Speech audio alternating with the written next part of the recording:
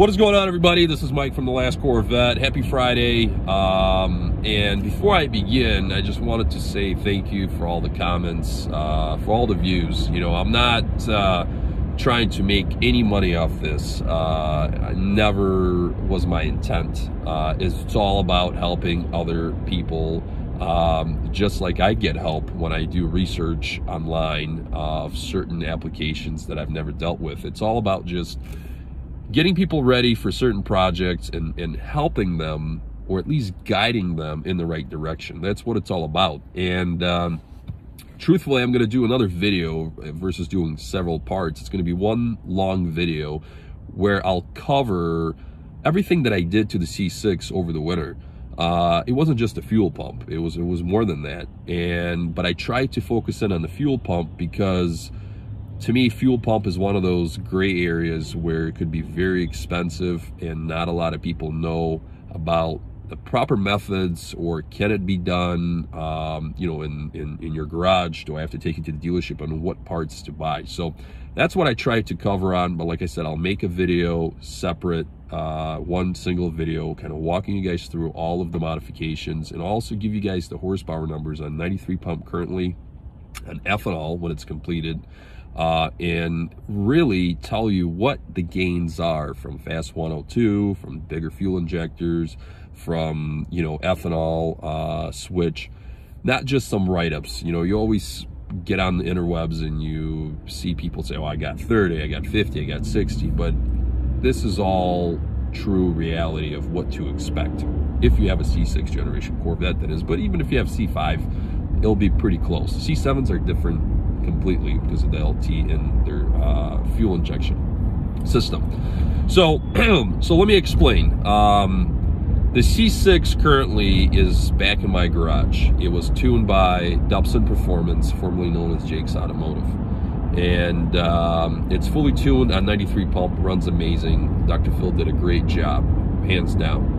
Now, I'm taking it back next Wednesday, so this upcoming Wednesday, to do a complete tune, fine tune on ethanol fuel only. So when I brought it in, it was pump.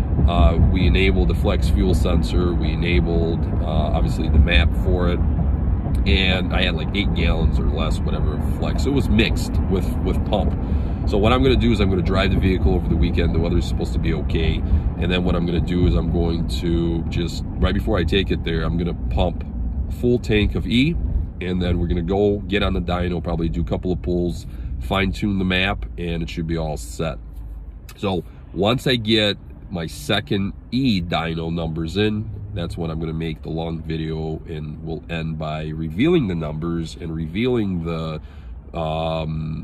horsepower increments of what you should see if you have a similar setup.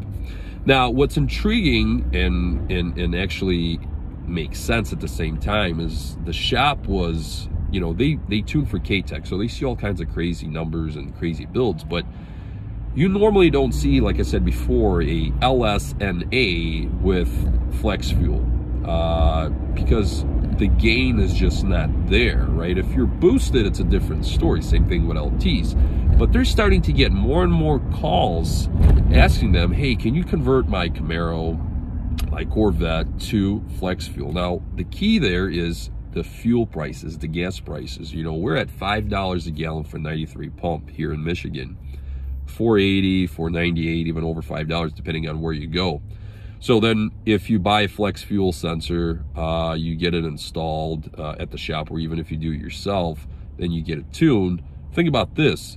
Within the first 3 months, you'll pay, at these current gas prices, you'll pay for the flex fuel sensor, you'll pay for the labor, you'll pay for the tune.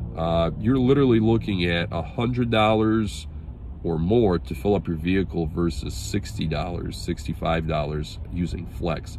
And your vehicle will run more efficient, cooler, and you will gain some horsepower. And once again, LS applications, they will respond to flex fuel, but not as good as a DI LT, where you'll gain 25, 30 horsepower sometimes in an NA form. So that is very actually interesting, because the tuner in the shop is saying, listen, like before, nobody would convert over to ethanol or put a flex fuel sensor in unless it was needed for a boost application. But now we're getting all these calls.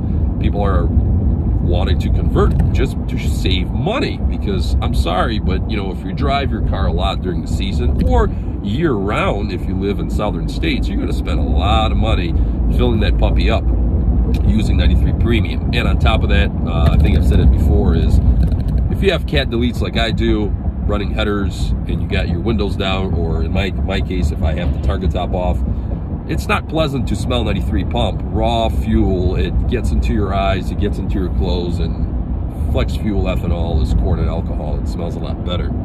So stay tuned for the numbers, stay tuned for the video, and I'll try to cover all the bases. And all I can say for now is definitely Dubson Performance is the place to go. I'm very happy that I waited and I was able to you know, get tuned by what I think is one of the best shops out there. I'll talk to you guys later.